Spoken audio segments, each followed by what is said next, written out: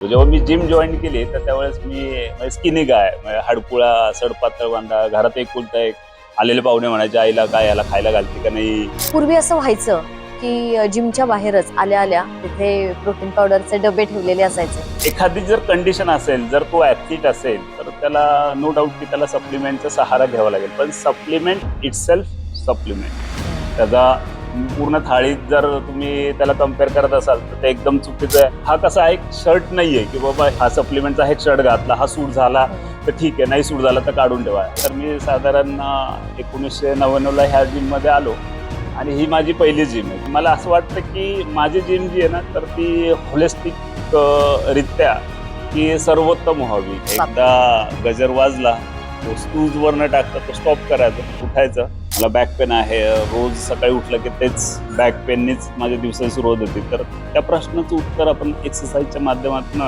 शोधून त्याला रिलीफ कसं देऊ ह्याच्यामध्ये मला जास्त आनंद वाटतो. आणि हे जे काही आमच्या रक्तात उतरलंय त्याचं महत्त्वाचं कारण आमचे सर आहेत संजीव गावडे. त्यांनी आम्हाला शिकवता असं शिकवलं की कोणत्या तरी छोट्या टार्गेटकडे बघू नका.